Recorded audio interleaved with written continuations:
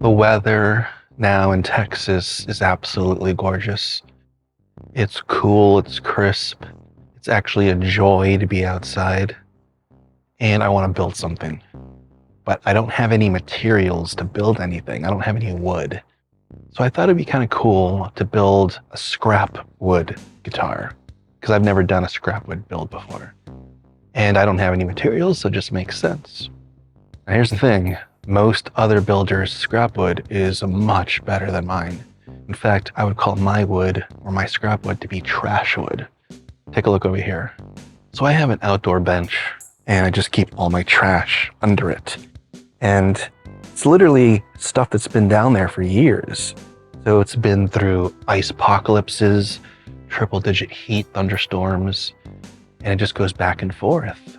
Heat, rain, wood swelling and shrinking and swelling and shrinking and splitting and splintering. And it's no good. It's all garbage. So this is what we're gonna use. We're gonna use trash wood. Not fancy scrap wood. We're gonna use garbage. Let's see what we can do with garbage.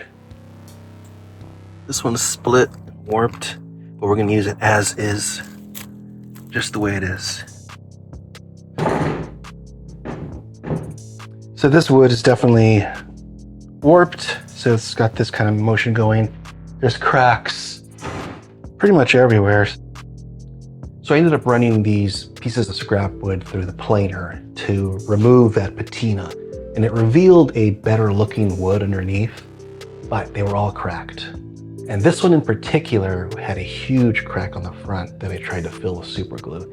But on the back of it, there was a huge crack running down the middle, so I couldn't use this for anything. But I could use half of it for the fretboard. That's what I did. I cut it in half, planed it.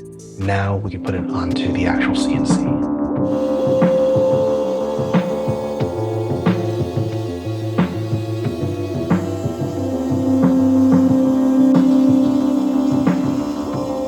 All right, so I had planed down that scrap wood down to about 9 mil for a fretboard blank, and it's been sitting in the shop for about a week and a half. And I noticed it started to warp, so it started to get like a hump in the middle. So clearly this wasn't going to be stable enough to use. And so my plan is to just basically replace 50% of the wood with epoxy. So what I did was create a pocket, and the pocket goes all the way down and stops around 2.5 mil from the bottom. So it's removing a lot of wood. And that should stabilize it, should harden it enough, because right now it's taped down. So even though there was a buckle, like a bump, it's taped down flat onto the bed, so obviously it's not moving. And then when I pour the epoxy in, I'm assuming it's gonna stabilize everything, and then it won't move anymore after that. So the plan is to just basically put about 1 mil of glitter down first, and then let harden. And then once that hardens, we'll start doing an actual layer of like translucent epoxy.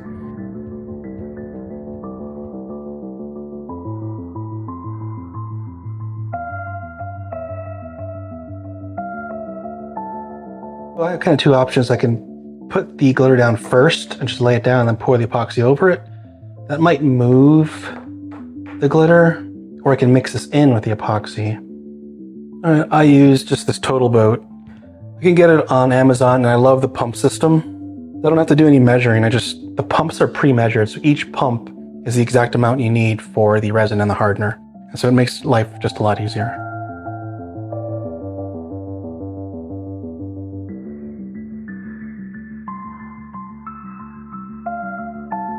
Here goes nothing.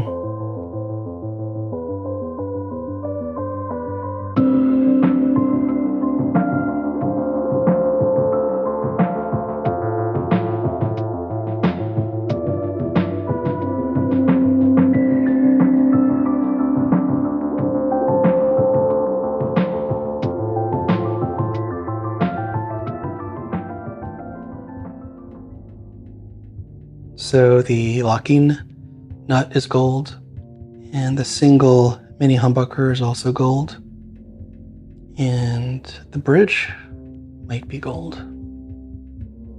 All right, so I machined the little pockets for the inlays, and so it basically just has top pockets up until the 12th, where there's a double pocket here on the 12th, and then all the other ones higher up the fretboard are on the bottom of the fretboard here. And these pockets are the type where they extend past the fretboard. So they're going to be both side markers and the front facing inlays. So what I thought to do was continue with the glitter theme, but make them glow in the dark. So I found some glow in the dark glitter. Just grabbed it on Amazon. There's 12 colors in here.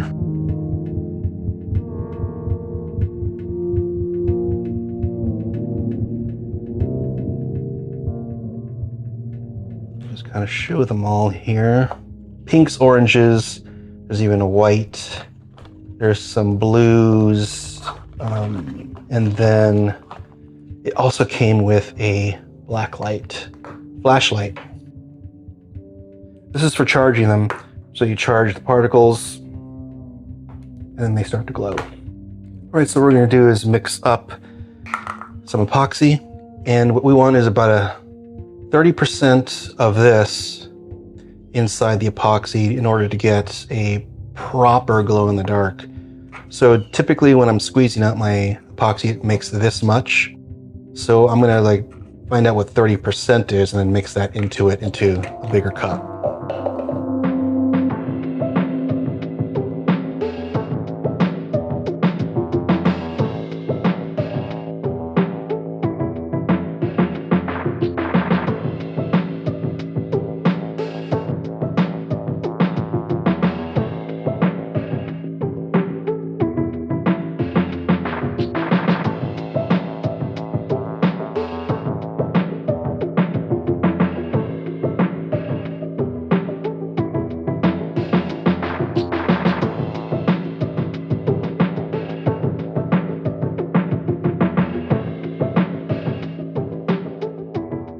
So I ended up mixing in a little bit of white glow-in-the-dark glitter with the green while I was in the mixing cup. And then when I put it down, it was just a little bit too lime green, so then I mixed in some blue.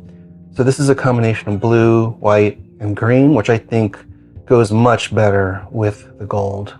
You can see the little green dots and the blues. There's some whites in there too, which are coming out a little bit more rose or pink. So I like to give this 24 hours to cure.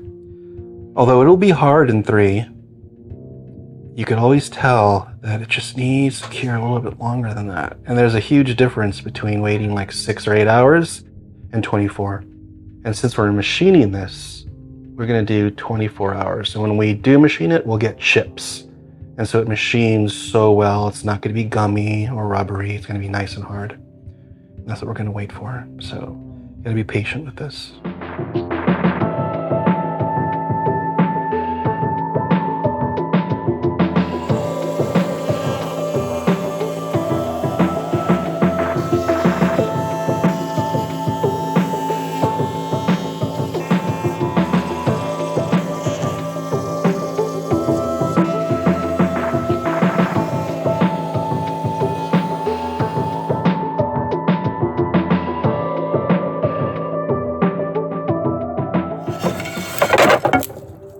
This is going to be a neck.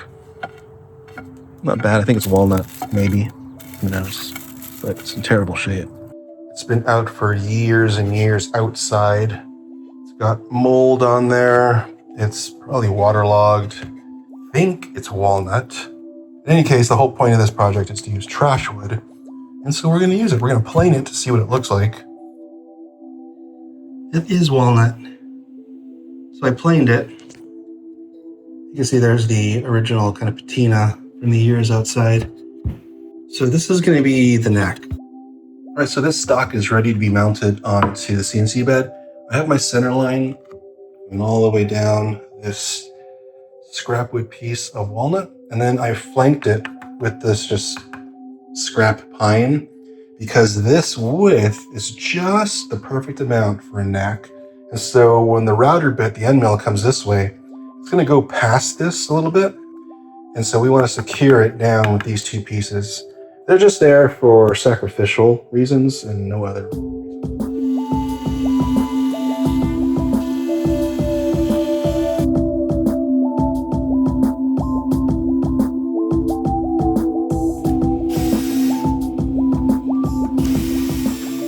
All right, the contour path for the back of the neck is done.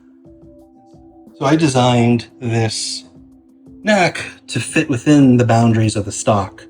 And so I made it perfectly, just perfect measurements. I knew I would make it. But you can see it's at the very edge of the stock. So I put these wings on, they're sacrificial wings to hold it in place. So there's 2 tabs here and there's 2 tabs here, and the tabs are worthless unless the frame is intact. So you have to keep the frame intact.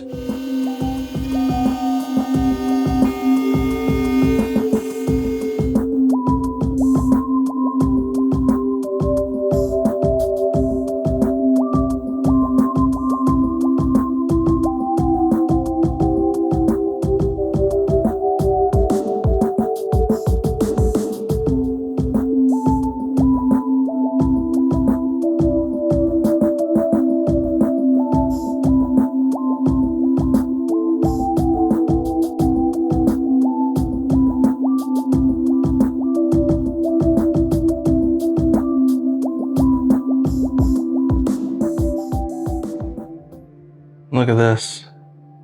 So this has been sanded through the grits and polished on the buffing wheel, the polishing compound.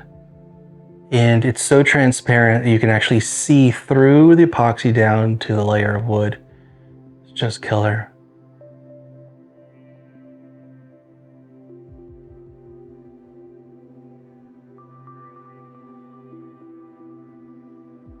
This is Rubio Monocoat.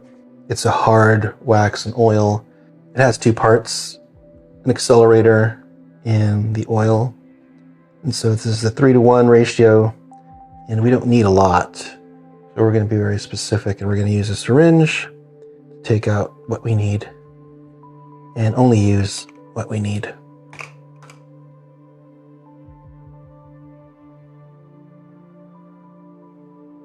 One of the interesting things about Rubio Monocoat is that it smells pretty darn good.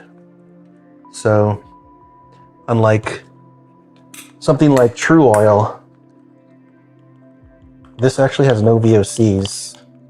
And I guess because it doesn't have any VOCs, it smells pretty good. You don't need to use the accelerator. The accelerator just quickens the cure time. That's all. It's going to go inside the fret slots. I mean, there's nothing much I can do about that. But we're going to go ahead and do this anyway. Look at that.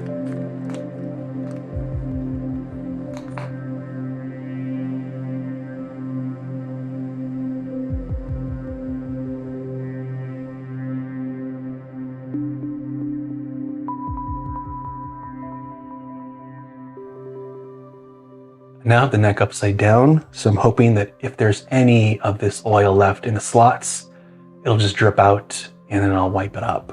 I'm just gonna leave this here for about 30 minutes.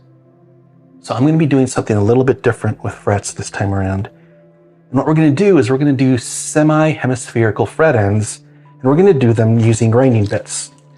So I'll go through my made up process of making semi-hemispherical fret ends. And when we do, we'll actually have these frets that are going to be pre-finished, pre-polished, and we'll be installing them that way. That way, the only thing we have to do is spot level if it even needs leveling at all. And if it does, we'll level it. But at least the ends will be semi-hemispherical, already pre-polished, and we'll also have this crystal clear resin